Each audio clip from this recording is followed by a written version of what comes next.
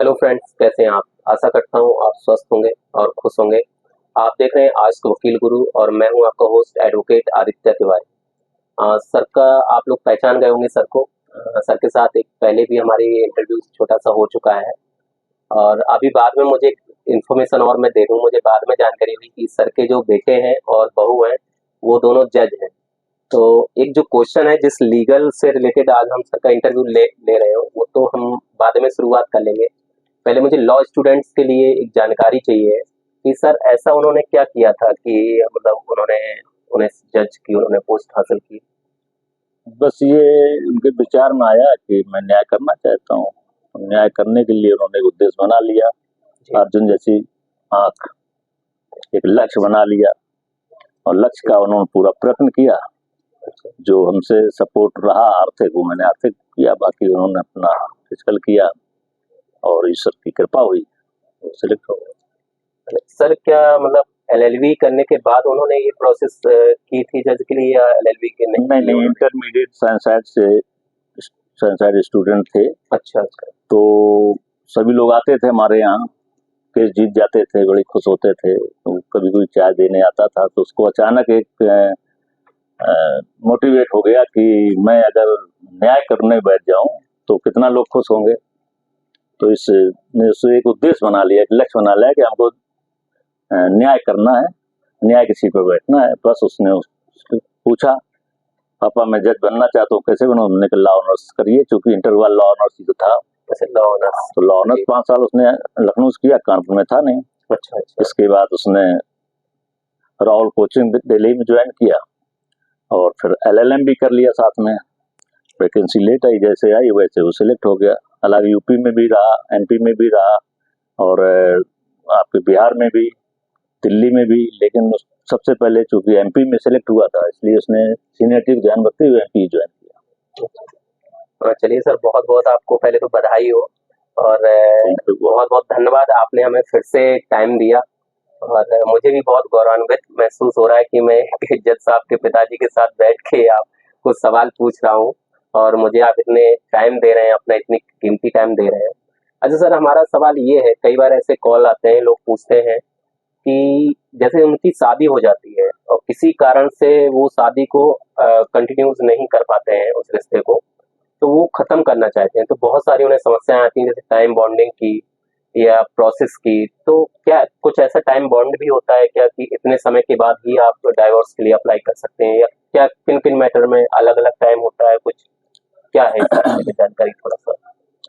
ये चूंकि फैमिली मामले होते हैं और अगर समर्पण का भाव पति पत्नी के बीच में नहीं है तो स्वाभाविक है कि उनके रिश्ते बिगड़ जाते हैं। और इसमें कुछ पेरेंट्स का भी योगदान रहता है।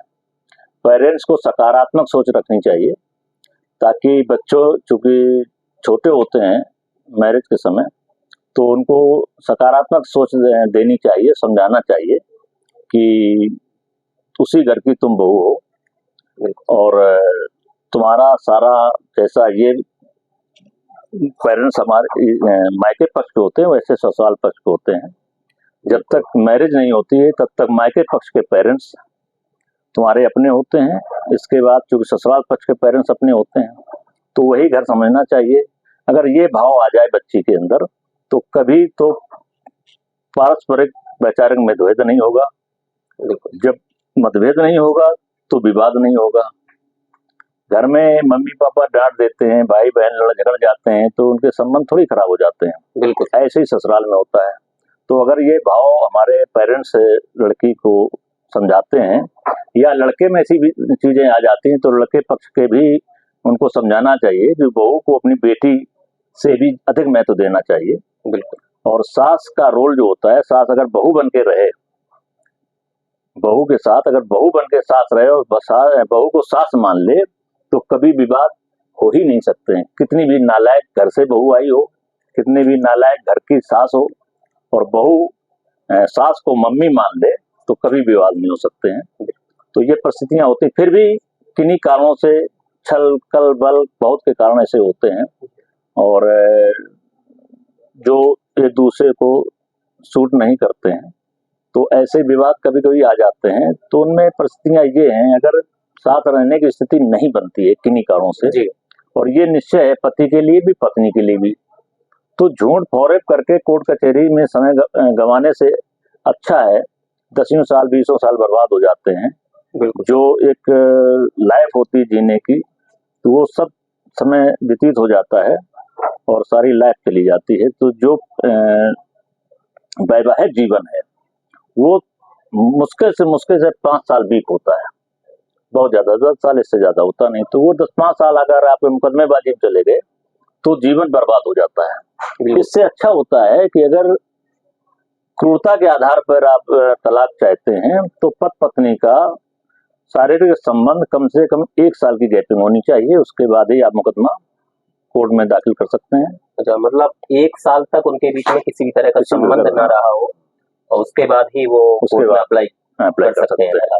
ठीक है। और अगर क्रूरता की ऐसी स्थिति नहीं है लेकिन किन्हीं कारणों से एक दूसरे को विभेद कर रखा है, विभाजन कर रखा है, छोड़ रखा है, अलगाव हो गया है कि ईगो में या पेरेंट्स के उसमें मुकदमेबाजी में मायके वो रह रही, ससुराल में नहीं जा पा रही है, 2 साल का अगर समय व्यतीत हो गया है तो 2 साल बाद उसमें आप तलाक का मुकदमा ला सकते हैं।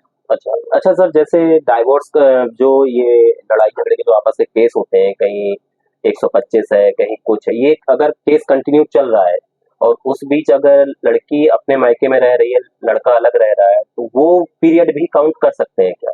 हाँ, उस पीरियड से मतलब नहीं है, वो तो एक मुकदमेबाजी है जी। उनके दोनों के अलगाव हो, संबंध शारीरिक संबंध जो एक तरीके से ये कहिए वैवाहिक संबंध, हाँ मतलब वही, या स्त्री उसके और भी अच्छी भाषा में आता है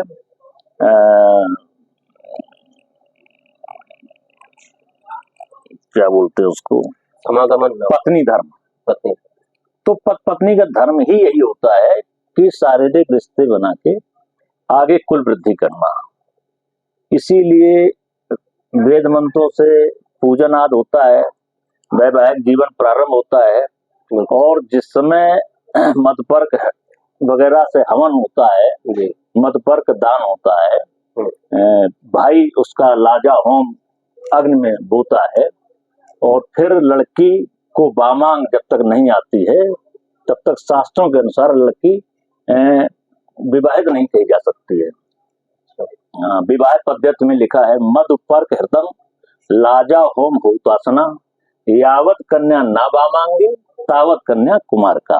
तो जब तक, और ये जितने कार्यक्रम होते हैं परीक्षा तिलक जनेऊ आद आद आद आद आद फलदान वगैरह जो भी हुए और बारात आई, द्वारपाल 4 हुआ और ये आपका